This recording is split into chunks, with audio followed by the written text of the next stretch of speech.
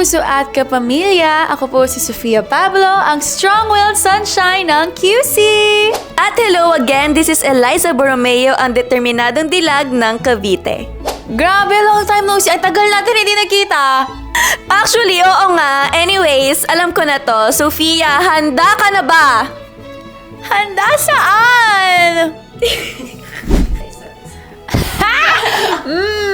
First impression ko kay Ellie, makulit talaga eh. Kasi parang first night pa lang namin, as in yung birthday pa ni Fred. Lagi talaga siya nakasmile, tapos yung smile niya, yung signature niya, yung signature smile mo sa loob. Yung, Ay, nakigawa. lagi siya nakaganon pag tinignan mo, Ellie, gaganon siya. Ganon! As in like, kahit nung na-evict siya, lagi namin siya ginagaya na. Oh, Ganon. Ganun ako. Makulit, alam kong masayahin siya. Kay Sofia, first impression ko po sa kanya, maingay na makulit.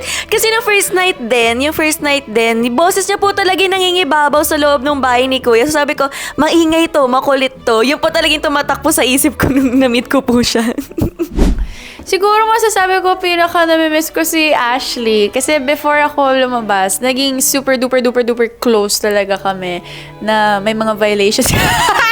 May mga violations kami together na magkaramay kami. So, nung nomination week ko, ayaw niya talagang tanggapin. Ako yung may evict. Sabi ko, bolo ko, hindi mo sinusulit yung time na andito pa ako. Magsisi ka talaga. Sabi niya, hindi ka talaga alis. Hindi talaga. Sabi ko, wala kang magagawa. Wala kang magagawa. Alis talaga ako. Tapos, nung na-evict na ako, napanood ko rin na siya talaga yung grabe yung iyak nung nawala ako. Sa housemates po, ang pinaka-mamimiss ko po, si Crystal and Carmel po. Lagi naman po talaga akong, like super vocal po talaga ako kasi sila po talaga yung naging close ko po sa loob and sila po talaga yung source of strength ko. Kaya ngayon po na hindi ko po sila ulit kasama dito sa labas na ngayon na nakalabas po ulit ako, mas lalo ko po talaga silang namimiss. Wala lang yan ba? Wow! Hindi, ngayon, super happy. Kasi like, syempre, iniisip ko rin siya inside. There was a time pa na umiyak ako kasi nag-overthink ako kung hindi ko alam kung ano napapanood niya sa hindi. Nung lumabas ako nakita ko na wala siyang like, hindi pala siya nag-worry for me inside. Like, may tiwala siya. Sobrang saya ko and knowing na nag-antay talaga siya. Oh, nag-antay talaga siya, you know. Wah! Tsaka lahat po talaga ng nakikita ko na naka-work ni Alan nung wala ako. Lahat sila sinasabi na everyday niya talaga akong binabanggit and tinetext niya ako everyday. Yun nga lang, hindi pumasok sa akin yung mga text niya. So sabi ko, sorry, pero multo yung kachat mo. As in like, everyday daw nag-update siya na para bang andyan ako. Ini-imagine na lang niya hindi ako nagre-reply kasi wala ko phone si PBB. Pero nasad din ako na hindi ko mababasa kasi hindi pumasok sa phone ko lahat since naka-off phone ko. Pero saya ko kinilig talaga ako nung nalaman ko yun. The first thing na sinabi ko sa kanya, syempre, I miss you, na-miss kita, gano'n. Tapos, after siguro po mga ilang minutes nung lumapit, sabi ko, may pinagsalosan ka ba? As in, gusto ko talaga siyang i-reassure agad na may pinagsalosan ka ba? May in-overthink ka? Wala naman. Gano'n. Inalam ko talaga agad kasi ayoko naman na mamaya kung ano yung iniisip niyo, diba? So, gusto ko linawin naman. Oh, yan talaga first question ko. May pinagsalosan ka ba? Oh, feeling! Ang feeling ko doon. Pero, syempre, mafe-feel mo naman yun inside. Baka magsalo siya. Nung nalaman ko pong babalik ako, super happy ko po talaga nun. Kasi ang tumatak po talaga sa isip ko, marami pong nagtitiwala at sumusuporta po sa akin. Pero, nung pumasok po ako doon, meron po talaga akong dalang takot and doubts po. Pero, yung sa buong journey ko po, kahit super ikli lang po talaga nun, naging magaan po siya and alam ko po talaga na naipakita ko po yung best ko. And ayun po talaga yung naging motivation ko or yung mindset ko po na sa lahat po ng task po ni Kuya, sa lahat po ng gagawin ko po dun sa bahay ni Kuya, gagawin ko po yung best ko. Actually, sobrang dami ko pong natutunan sa loob ng bahay ni Kuya. Like, kung paano maging ate, kung paano maging the bigger person sa dami ng nangyayari inside, kung paano maging mas matapang. Matapang sa task ka, hindi as a person.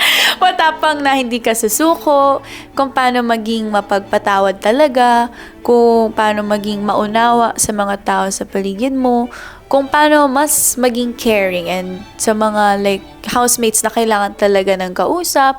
Kasi outside, aminado ko na medyo hirap talaga ako sa mga one-on-one conversations. Like, medyo hindi ko alam kung paano magtagal sa parang, hindi ko alam anong sasabihin ko, pero I'm happy na inside. Nag-grow talaga ako as a person and I'm proud na I was really there for the housemates whenever they needed an ate.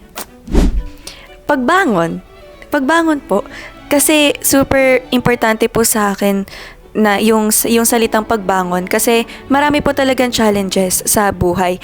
And ang totoong laban ay nandito po sa labas. So ayun po talaga yung babaunin ko at itatatak ko po sa sarili ko na kahit ano man yung iharap sa akin, kahit anong challenges or hirap man po yung harapin ko, babangon at babangon po ako ng may tapang, lakas at pag-asa. One thing I did inside the house that I'm most proud of is nagpakatotoo talaga ako. There were times na nag-overthink ako na if I cry, tas naiyak ako ulit sa susunod, baka isipin nila ang OA ko. But then iniisip ko, yun talaga ako eh. Iyakin talaga ako, soft girl talaga ako eh. Iniisip ko rin na nung kinikilig ako, shucks, baka isipin nila ang OA ko kiligin. Sinasadya ko, yun talaga ako kiligin kay Kuya Miguel kasi. And even pagdating sa mga real talk na I will really tell you kung may problema or dapat kang may ayusin. Iniisip ko na baka isipin ng tao na mamahiya ako, baka isipin ng tao wala naman akong lugar doon sa conversation. Pero yun ako I really want to help eh. So I'm really proud na sa journey ko inside PBB. Pinili kong i-shut out talaga yung mga bashers and opinions of other people kasi yun yung reason why I went in to show the people who I really am. So, paano ko magagawa yun if hindi ako magpapakatotoo? So, doon ako pinaka-proud. Nagpakatotoo ako ng buong buo.